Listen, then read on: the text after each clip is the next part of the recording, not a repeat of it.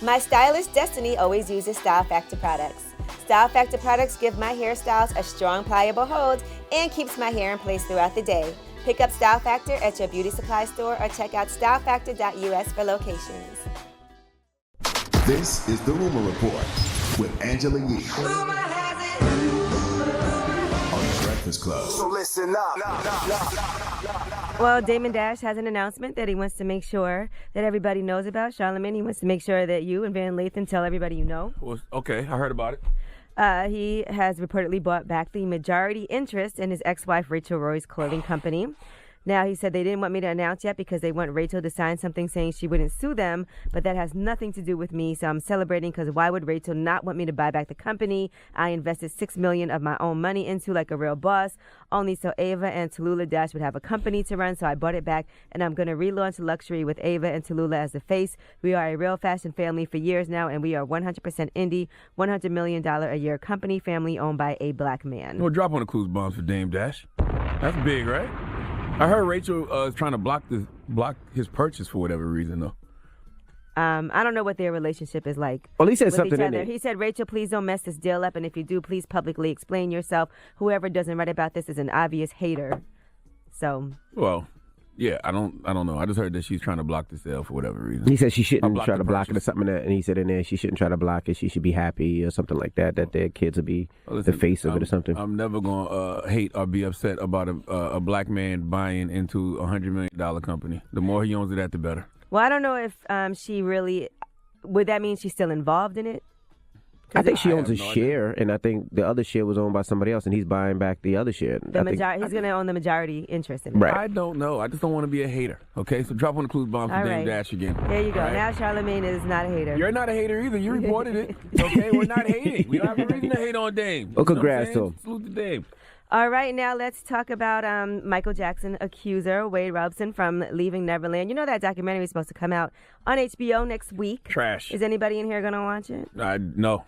Now I think it's unethical. They're giving some more information I about... want to see it, though. I ain't going to lie. You do? I do want to see it. I want to see what they talk about. I mean, I want to be able to see I want to see the whole thing. I want to see if these guys are lying. I don't want to I don't want to see it, but I want to see it.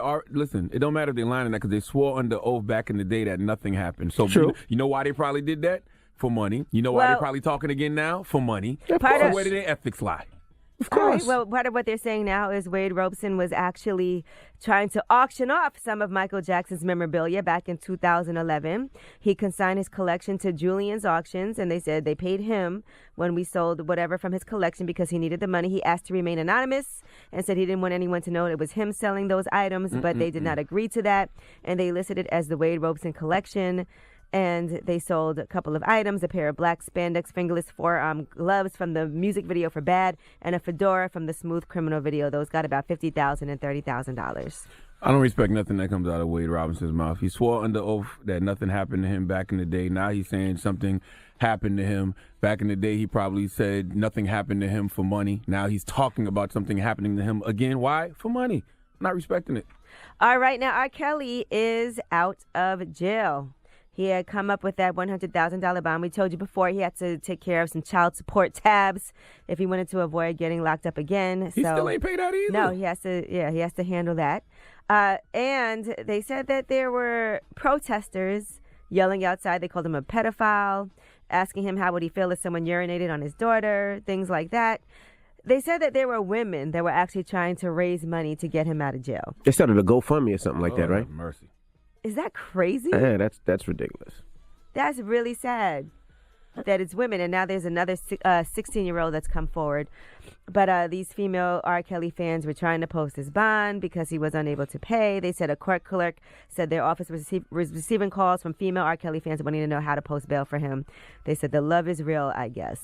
That's crazy. I don't understand it. Now, the first place that he went, he sat down and had a meal at McDonald's. And that's the notorious McDonald's where he used to pick up a lot of women, allegedly, right? So he went right back to there. It's amazing how people would say he used to go pick up women at that McDonald's and he went right back there. He does it for the press, though. Like, there's so many people that are taking pictures there. He just does that for the whole scene. He can't. He doesn't care about people. Crimes. He's like a dog who marks his territory with urine. That's his. Okay, he's peed at that McDonald's several times, so he goes right back there when he gets out of prison. Now, according to his advisor, Don Russell, he says that these charges against R. Kelly are a conspiracy. Oh, Lord. He said his client was hypersexual due to being abused as a child himself, but he also denied all of these claims. He says that R. Kelly is the biggest survivor out of all of this. This is wild.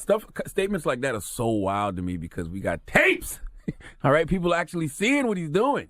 And supposedly on these tapes, it's very clear the girl is 14 years old. They're saying that this is collusion between Lifetime and female friends who have been converted to victims. And the Russians. Don't say the word collusion without throwing the Russians in there, too. I don't know if the Russians had nothing to do with this one. Might as well throw the Russians in. I don't know if the Russians had anything to do with this one. And the NFL. If you want us to believe and the NFL. If you wanted to believe that there's collusion against R. Kelly, you might as well just throw everybody at him, okay? The NFL, the Russians, Lifetime, all the survivors, all the tapes we've seen, the marriage certificate to Aaliyah when she was 14, 15, just everything. All right, I'm Angela Yee, and that is your rumor report. Feels great to know I have more money than R. Kelly, though. I'm not going to lie. Me and Duval was on the phone yesterday talking about, should we buy I Believe I Can Fly publishing?